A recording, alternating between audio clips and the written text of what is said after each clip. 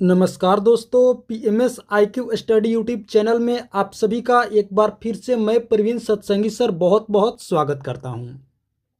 दोस्तों, आज की एक और वीडियो हम लेकर आ गए हैं रेलवे ग्रुप डी 2026 की परीक्षा के लिए अति महत्वपूर्ण समान ज्ञान व समान विज्ञान के प्रश्नों का। जी हाँ दोस्तों, आज की वीडियो में भी हम लोग देखने वाले हैं top most important GK GS के प्रश्न जो आगामी रेलवे ग्रुप डी की परीक्षा के लिए बहुत ही महत्वपूर्ण होने वाले हैं। तो आप सभी से एक रिक्वेस्ट करूंगा कि इस वीडियो को आप लोग अंत तक जरूर देखें, एक एक प्रश्न को अच्छे से समझें और याद करें। दोस्तों, रेलवे ग्रुप डी 2026 की परीक्षा के लिए एक एक प्रश्न बहुत ही महत्वपूर्ण होने वाले हैं।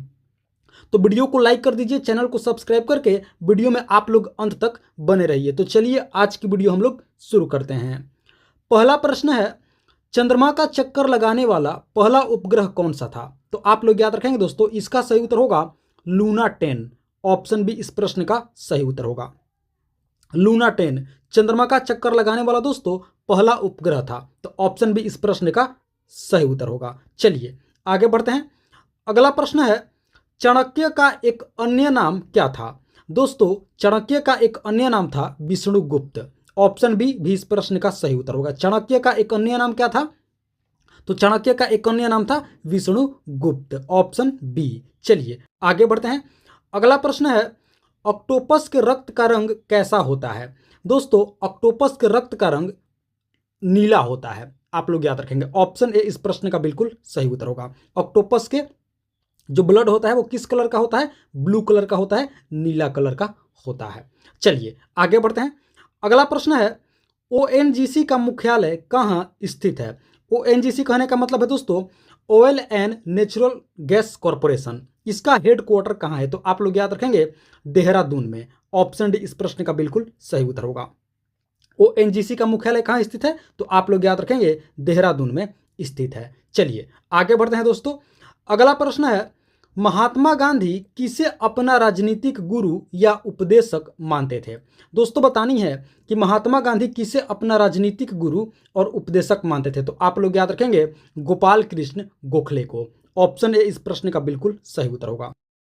गोपाल कृष्ण गोखले को दोस्तों महात्मा गांधी अपना राजनीतिक गुरु और उपदेशक मानते थे। चलिए अगले प्रश्न की ओर बढ़ते हैं। अगला प्रश्न है, हीराकुंड जलाशय किस नदी पर निर्माण किया गया है? दोस्तों, बतानी है कि हीराकुंड जलाशय किस नदी पर स्थित है। तो आप लोग याद रखेंगे इसका सही उत्तर होगा महानदी। ऑप्शन सी इस प्रश्न का बिल्कुल राइट आंसर होगा। हीराकुंड जलाशय किस नदी पर है? तो आप लोग याद रखेंगे महानदी पर। चलिए आगे बढ़ते हैं।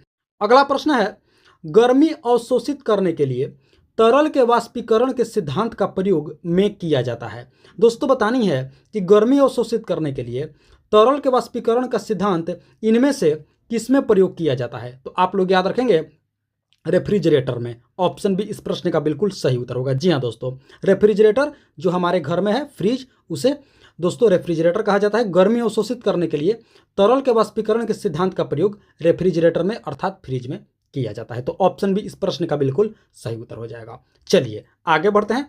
अगला प्रश्न है, टेराकोटा आर्मी टेराकोटा की मूर्तियां का एक संग्रह है, मूर्तियों का एक संग्रह है, किस देश के पहले सम्राट की सेनाओं को दर्शाता है?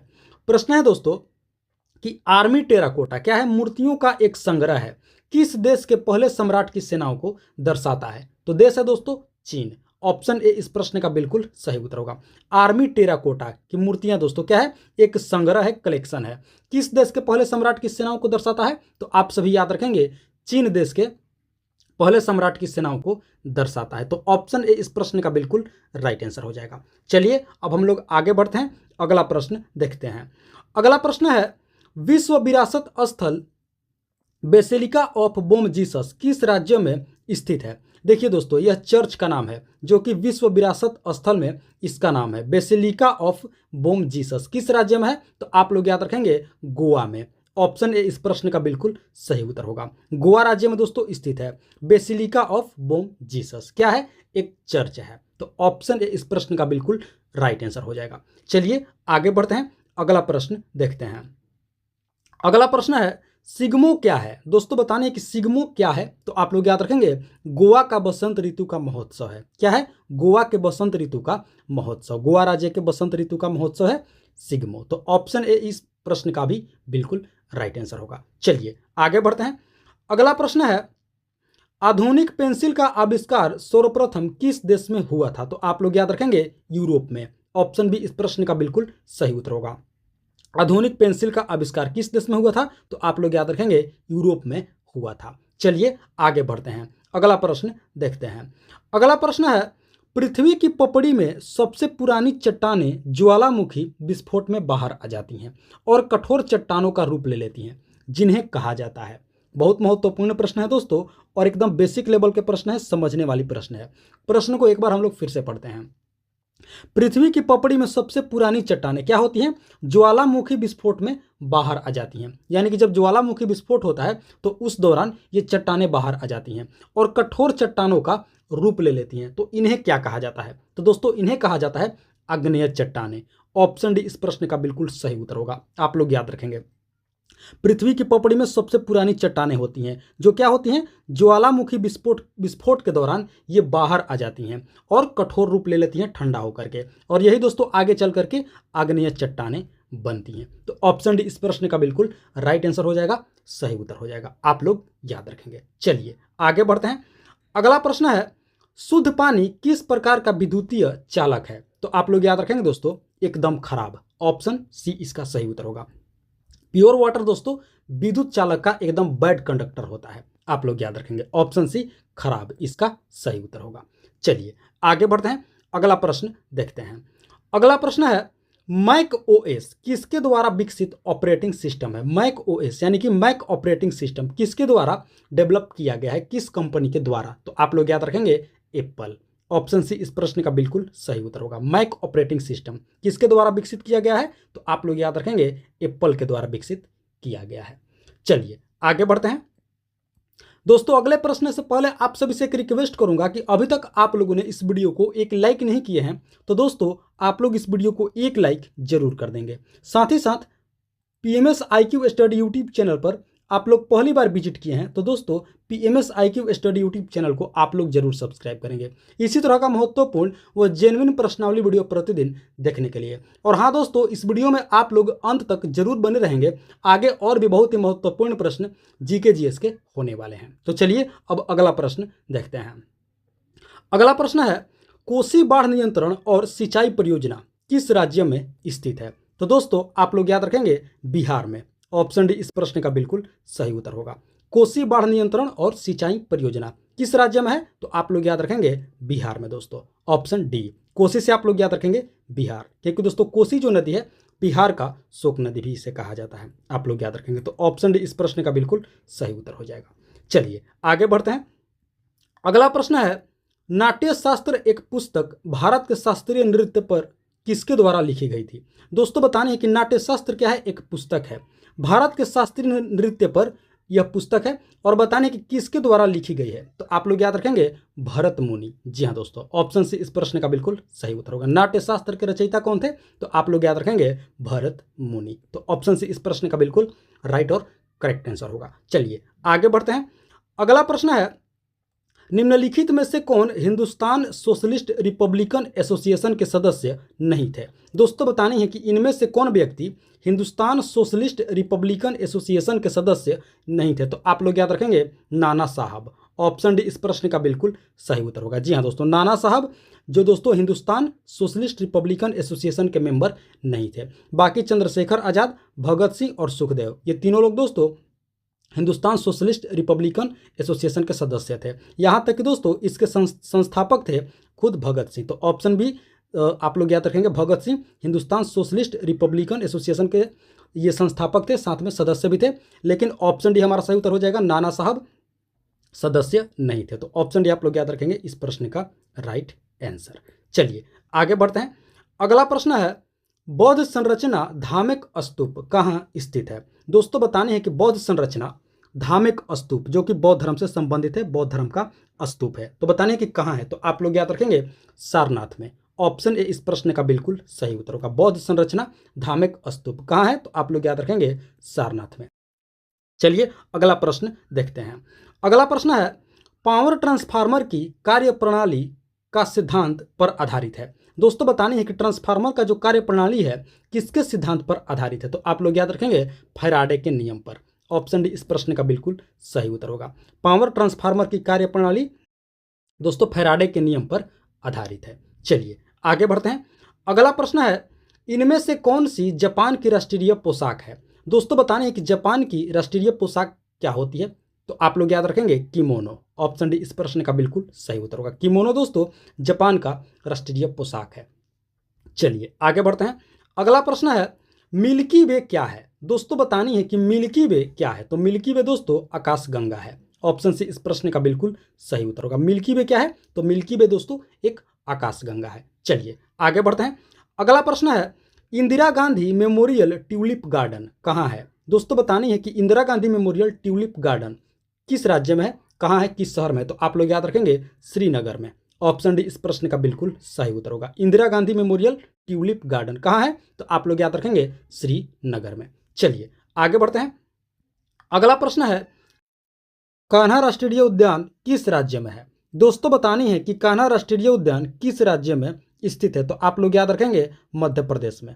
ऑप्शन बी इस प्रश्न का सही उत्तर होगा। कान्हा राष्ट्रीय उद्यान किस राज्य में है, तो आप लोग याद रखेंगे मध्य प्रदेश। चलिए आगे बढ़ते हैं। अगला प्रश्न देखते हैं। अगला प्रश्न है, निम्नलिखित में से कौन सा यंत्र समुद्र के स्तर से ऊपर की वस्तुओं को देखने के लिए पनडुब्बी में प्रयोग किया जाता है। दोस्तों बतानी है कि इनमें से कौन सा यंत्र समुद्र के स्तर से ऊपर की वस्तुओं को देखने के लिए पनडुब्बी में प्रयोग किया जाता है, तो आप लोग याद रखेंगे इसका सही उत्तर होगा पेरिस्कोप। ऑप्शन बी, जी हाँ दोस्तों, पेरिस्कोप का प्रयोग किया जाता है पनडुब्बी में। किस लिए, तो समुद्र के स्तर से ऊपर की वस्तुओं को देखने के लिए पेरिस्कोप का प्रयोग किया जाता है। पेरिस्कोप का प्रयोग किया जाता है पनडुब्बी में, तो ऑप्शन बी इस प्रश्न का सही उत्तर होगा। चलिए दोस्तों बाकी विकल्पों पर भी हम लोग एक नजर देख लेते हैं। ऑप्शन ए में है पायरोमीटर। जी हाँ दोस्तों, पायरोमीटर का जो प्रयोग होता है ये होता है उच्च तापमान को ज्ञात करने में, हाई टेम्परेचर को ज्ञात करने में पायरोमीटर का प्रयोग किया जाता है। पेरिस्कोप आप सभी को पता हो गया होगा कहाँ प्रयोग किया जाता है, तो पनडुब्बी में प्रयोग किया जाता है समुद्र के स्तर से ऊपर की वस्तुओं को देखने के लिए। उसके बाद है सोनार। देखिए दोस्तों सोनार है SONAR सोनार, तो इसका प्रयोग किया जाता है दोस्तों शिप में यानी कि जहाज में सोनार का प्रयोग किया जाता है। और क्यों प्रयोग किया जाता है दोस्तों, तो पानी के अंदर के वस्तुओं का पता लगाने के लिए सोनार का प्रयोग किया जाता है, आप लोग याद रखेंगे। उसके बाद है फैदोमीटर। तो फैदोमीटर का प्रयोग किया जाता है समुद्र की गहराई को मापने के लिए, ये भी आप लोग अच्छे से याद रखेंगे। फैदोमीटर का प्रयोग किया जाता है समुद्र की गहराई को मापने के लिए। आशा करते हैं बाकी विकल्पों को भी आप लोग अच्छे से समझ गए होंगे। और साथ ही साथ पनडुब्बी में किसका प्रयोग किया जाता है, तो दोस्तों पेरिस्कोप का प्रयोग किया जाता है समुद्र से स्तर के ऊपर को वस्तुओं को देखने के लिए। आई होप सभी पॉइंट को आप लोग अच्छे से समझ गए होंगे और इस प्रश्न को भी आप लोग अच्छे से समझ गए होंगे। तो चलिए अब आगे बढ़ते हैं। अगला प्रश्न है, सबसे बड़ी मानव कोशिका कौन सी है। दोस्तों बात हो रही है सबसे बड़ी मानव कोशिका की, तो आप लोग याद रखेंगे सबसे बड़ी मानव कोशिका है, आप लोग याद रखेंगे ओवम। जी हाँ दोस्तों, ऑप्शन डी इस प्रश्न का बिल्कुल सही उत्तर होगा। सबसे बड़ी मानव कोशिका है कौन सी, तो आप लोग याद रखेंगे ओवम है दोस्तों। ऑप्शन डी में इसका राइट आंसर हो जाएगा। चलिए बाकी विकल्पों पर भी एक नजर हम लोग देख लेते हैं। ऑप्शन ए में है जिगर। देखिए दोस्तों जिगर यानी कि लीवर यकृत, ये दोस्तों है हमारे शरीर की सबसे बड़ी ग्रंथि, आप लोग याद रखेंगे हमारे शरीर की सबसे बड़ी ग्रंथि है लीवर यानी कि यकृत। उसके बाद है प्लीहा। ऑप्शन बी में क्या है, प्लीहा। तो प्लीहा से आप लोग याद रखेंगे इसे दोस्तों मानव शरीर का ब्लड बैंक कहा जाता है। क्या कहा जाता है, ब्लड बैंक। किसको, प्लीहा को। उसके बाद है त्वचा, स्किन, इसे दोस्तों हमारे शरीर का सबसे बड़ा अंग कहा जाता है। ये सभी पॉइंट को आप लोग अच्छे से याद रखेंगे, ये आप लोगों को दोस्तों परीक्षा में हमेशा पूछे जाते हैं और बहुत ही महत्वपूर्ण है, बेसिक लेवल के हैं। तो सभी दोस्तों ऑप्शन को आप लोग अच्छे से याद रखेंगे। और सबसे बड़ी कोशिका कौन सी है, तो आप लोग याद रखेंगे हमारे शरीर की सबसे बड़ी कोशिका है ओवम। तो ऑप्शन डी इस प्रश्न का बिल्कुल सही उत्तर हो जाएगा। चलिए अब हम लोग आगे बढ़ते हैं, अगला प्रश्न देखते हैं। अगला प्रश्न है, इंसुलिन की खोज के लिए निम्नलिखित में से किन्हें नोबेल पुरस्कार से सम्मानित किया गया था। इंसुलिन की खोज के लिए, तो आप लोग याद रखेंगे फ्रेडरिक बेंटिंग को। ऑप्शन ए इसका बिल्कुल सही उत्तर होगा। जी हाँ दोस्तों, फ्रेडरिक बेंटिंग को इंसुलिन की खोज के लिए इन्हें नोबेल पुरस्कार से सम्मानित किया गया था। चलिए दोस्तों आप लोग हमें कमेंट करके बताएंगे कि इंसुलिन की कमी से मनुष्य में कौन सा रोग होता है, कौन सी बीमारी होती है। इसका जवाब आप लोग हमें कमेंट जरूर करेंगे। इंसुलिन की कमी से कौन सा रोग होता है, कमेंट करके आप लोग हमें जरूर बताएंगे। चलिए आगे बढ़ते हैं, अगला प्रश्न देखते हैं। अगला प्रश्न है, किसी धूमकेतु की पूंछ किस दिशा में होती है? बताने है दोस्तों कि धूमकेतु की पूंछ किस दिशा में होती है। तो आप लोग याद रखेंगे सूर्य से दूर होती है। ऑप्शन ए इस प्रश्न का बिल्कुल सही उत्तर होगा। धूमकेतु की पूंछ किस दिशा में होती है? तो आप लोग याद रखेंगे सूर्य से दूर होती है। चलिए आगे बढ़ते हैं। अगला प्रश्न है, माउंट एवरेस्ट में स्थित है। दोस्तों बतानी है कि माउंट एवरेस्ट किस देश में है। तो आप लोग याद रखेंगे नेपाल में। ऑप्शन बी इस प्रश्न का सही उत्तर होगा। माउंट एवरेस्ट नेपाल में स्थित है। चलिए आगे बढ़ते हैं। अगला प्रश्न है, नेपाल की पहली महिला राष्ट्रपति कौन थी? दोस्तों बतानी है कि नेपाल की फर्स्ट वुमेन प्रेसिडेंट कौन थी? तो आप लोग याद रखेंगे विद्या देवी भंडारी। ऑप्शन बी इस प्रश्न का सही उत्तर होगा। नेपाल की पहली महिला राष्ट्रपति कौन थी? तो आप लोग याद रखेंगे विद्या देवी भंडारी। चलिए आगे बढ़ते हैं। अगला प्रश्न है दोस्तों, फोकस दूरी की एसआई इकाई क्या होती है? दोस्तों बतानी है कि फोकस दूरी की एसआई यूनिट क्या होती है? तो आप लोग याद रखेंगे मीटर। ऑप्शन ए इस प्रश्न का बिल्कुल सही उत्तर होगा। फोकस दूरी की एसआई यूनिट क्या होती है? तो आप लोग याद रखेंगे मीटर। Option A. चलिए आगे बढ़ते हैं। अगला प्रश्न है, विभवांतर को मापने के लिए उपकरण का प्रयोग किया जाता है। दोस्तों बताने हैं कि विभवांतर को मापने के लिए किस उपकरण का प्रयोग किया जाता है? तो आप लोग याद रखेंगे वोल्ट मीटर। ऑप्शन डी इस प्रश्न का बिल्कुल सही उत्तर होगा। विभवांतर को मापने के लिए वोल्ट मीटर उपकरण का प्रयोग किया जाता है। ऑप्शन डी इस प्रश्न का बिल्कुल राइट आंसर होगा, सही उत्तर होगा। आप लोग याद रखेंगे दोस्तों। तो दोस्तों ये थी हमारी आज की रेलवे ग्रुप डी 2026 की परीक्षा के लिए अति महत्वपूर्ण सामान्य ज्ञान व सामान्य विज्ञान के प्रश्नावली वीडियो। आशा करते हैं इस वीडियो को आप लोग अंत तक जरूर देखे होंगे, एक एक प्रश्न को अच्छे से समझे होंगे और याद भी कर लिए होंगे। तो आप सभी से एक बार फिर से रिक्वेस्ट करूंगा कि इस वीडियो को आप लोग अभी तक एक लाइक नहीं किए हैं तो दोस्तों आप लोग इस वीडियो को एक लाइक जरूर कर देंगे। साथ ही साथ PMS IQ study YouTube channel पर आप लोग पहली बार विजिट किए हैं तो दोस्तों इस चैनल को भी आप लोग जरूर सब्सक्राइब करेंगे इसी तरह का महत्वपूर्ण व जेन्युइन प्रश्नावली वीडियो प्रतिदिन देखने के लिए। और हाँ दोस्तों, आप लोग हमें कमेंट करके जरूर बताएंगे कि आप लोगों को वीडियो कैसी लगी, प्रश्न का लेवल कैसा था, कहीं कोई त्रुटि है तो उसका भी आप लोग हमें कमेंट करके जरूर बताएंगे। वीडियो को लाइक कर देंगे, चैनल को सब्सक्राइब कर देंगे। तो फिलहाल दोस्तों इस वीडियो में इतना ही। मिलते हैं एक और मोस्ट इंपॉर्टेंट वीडियो लेकर के। तब तक के लिए आप सभी का बहुत बहुत धन्यवाद। जय हिंद दोस्तों।